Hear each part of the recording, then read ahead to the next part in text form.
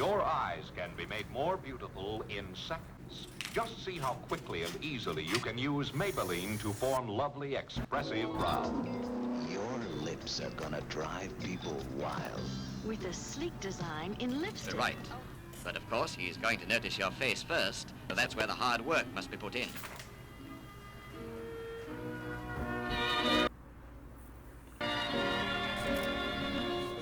If you want nails as pretty as a picture. Before we can even name the standard, we begin learning how to correct ourselves. Make the best of your good features and conceal the worst of your worst. In other and less chaste words, if you've got a face, don't treat it rough. This. These two. For some girls, they think makeup makes them look pretty, reason being it enhances your beauty, but I don't think you should really be wearing it when you're very little, like up to the age of 3 or 2, even though I used to do that. The best thing I would say for girls to wear is dresses. It's more appropriate for them. Not like pants, like baggy pants and baggy shirts. I'd say dresses and high heels. I would say straight hair or like a pony and curls or something like that.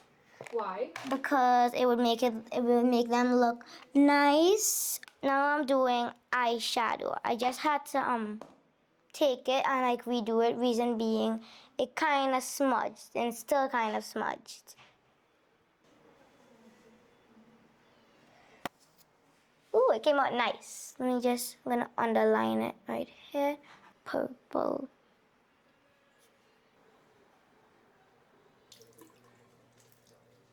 There. I keep smudging things, I don't know why.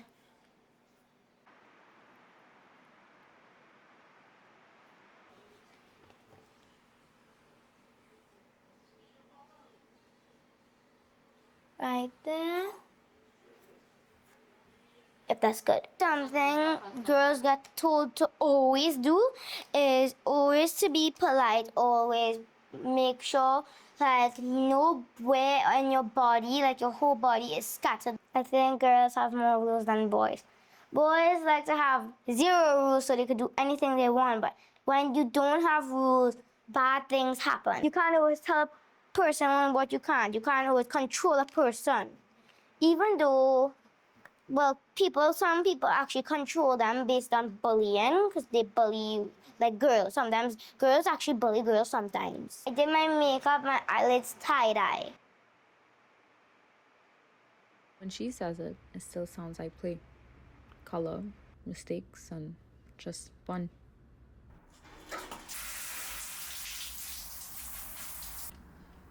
At first, it feels private, just something I do before anyone sees me.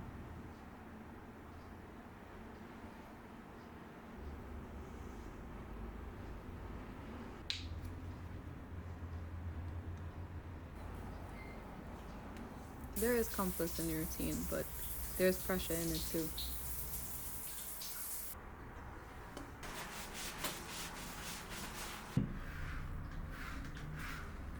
The same emotions come back again, and each time they feel a little less gentle.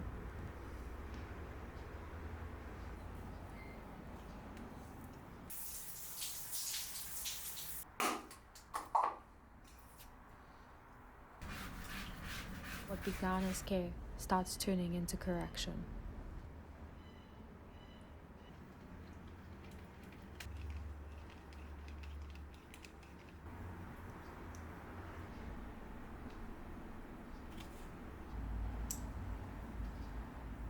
The routine starts asking for more from me than care ever could. Every motion feels like I'm trying to erase something before anyone else can notice it.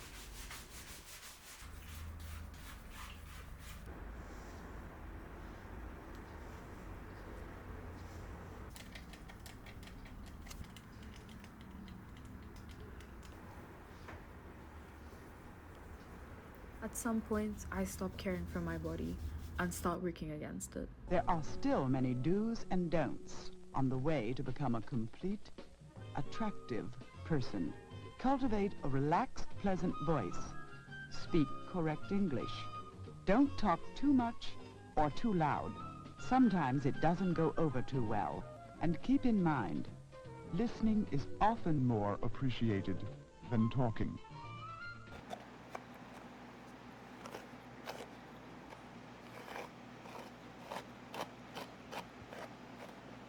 You know, they like to say, beauty, to be beautiful, you have to go through some kind of torture and pain. That's what they say. Everybody has a certain way that they think a woman should be. And for me, I was taught from my mom especially that growing up, a woman or a little girl should be seen and not heard. They always tell you that, right? And I always thought that that was the way to be. There was this perception of being a little girl growing up, and being a woman is to be calm, soft-spoken, gentle, you know, and not really being loud and expressing your opinions on a lot of things in life. How you carry yourself, how you look. When I was younger, I was bullied in school for having thick hair, and I remember when my mom went and she carried me to the hairdresser to get a haircut. And you know, back then they had it was this trend to get your hair in a bob. Well, back then what you call a bob, which was short up to the ears, and they took the machine and graded down to the back of your neck. And I remember in secondary school I was made fun of because my hair was so thick and curly, and they used to call me umbrella head. Umbrella head, eh? They used to say, look at the girl with the umbrella head, because it used to stick out, and I used to feel embarrassed. And you know what? At the age of 10 or 11, my mom had to carry me by a hairdresser to put chemicals, and back then they didn't have keratin and Brazilian treatment. I remember going through pain and torture at the hairdresser, right? Trying to straighten my hair just to get it nice and silky, and you have to take the pain because you know why? Your hair wouldn't straighten. Your hair wouldn't get straight enough. Imagine I had to change the way I look just to fit in. But I used to feel conscious of it too, and growing up I started to feel like that is a beauty standard. Curly hair is not nice. It's straight all the way. Straight hair is the most sophisticated look. Straight hair is the way to be. Having it flat ironed and have that nice salon look. I still have that perception in my mind. When I am going out, I still feel like I don't want to wear my hair curly. I want to have it flat ironed, and I have to put my hair in a bun because it's so thick and frizzy and always out there, and I don't like it. I really don't, and I think it have a lot to do with perception and beauty standards and what people think is the correct thing to do and the norm. Combs come into play. Kept constantly heated, they are passed through each section of the hair until all trace of kinkiness disappears. Society places that pressure and stress on us to make us feel you have to look a certain way. Being a motherhood, I think, is something that people don't really take. They take it for granted that, you know, yes, not all women will become mothers, but, you know, for me personally, I think that, you see, this whole thing about going through puberty and then having, right now I'm in a position here where I think I'm going through perimenopause because I'm getting the symptoms of it, right? I'm going through perimenopause, so I think people just take that for granted, and that is a lot to deal with, that we have to put up with, like, your whole body, how your body changes to suit having a baby, giving birth, and then after trying to get back that physique that you once were before. I think that is something that people, you know, women have to go through so much stress. I think it's so much easier for men. That is a big thing. Being a woman and motherhood, how it changes you and stresses you out. I think it would be that a lot of people don't really talk about, and they don't think that it really affects women, but it does, because a lot of women stay silent on that issue. Me growing up as a child, yeah, I was taught to just be quiet and calm and not be loud, and you always had to dress in a certain way. Back then, growing up, because I was in the 80s, 90s, right? I wouldn't really wear pants. I would wear jeans probably as a teenager, but I used to wear stockings, a shoe with a little heel, little fringe dresses, those stockings that have the little frill on it. So yeah, I used to think that that's the way to be as a little girl and as a woman growing up. You have to be a certain way, dress a certain way. I was taught to always be quiet, be calm, be obedient, and that's part of being obedient, you know. And also, you couldn't show too much of emotions. You have to restrain yourself from crying and throwing tantrum. Before it becomes beauty, it begins as care. Care becomes quiet, like repeated work. Proof that the home is held together. And by the time it reaches the woman before me, femininity is not just performed, it is inherited.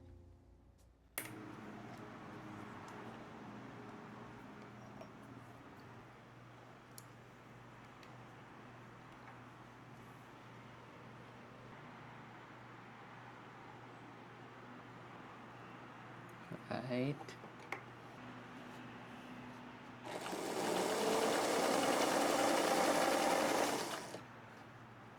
My mother teach me, first thing she teach me to go to school, right? And from that after school, she teach me how to cook, wash, clean, bake. After that, I grew up to be a young lady. She sent me to learn to sew, right? When I was small woman used to take care of the children. My mother used to take care of me, right? And when she from Chicago, when she come home, she used to have to cook. After that, she used to go and wash. Wash and clean around. Yeah, sewing. What's going on here?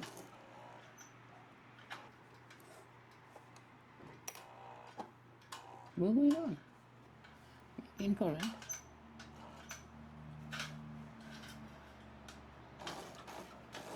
My father used to go to work. He used to drive taxi, right?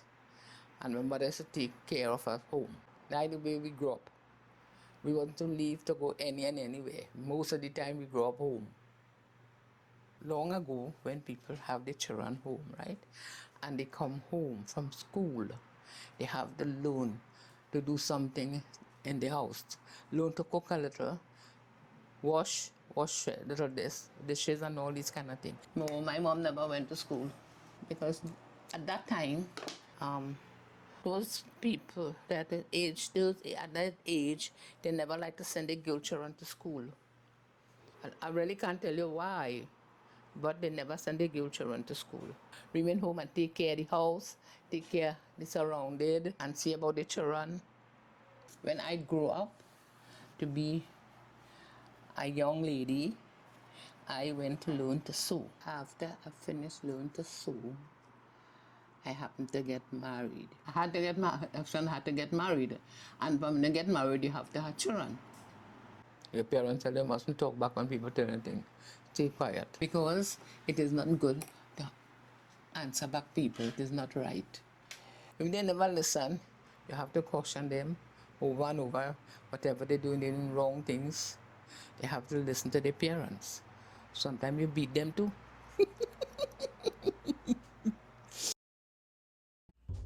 I thought this film was about beauty, but beauty was only where the lesson started.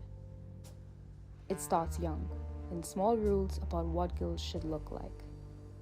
Then it becomes routine.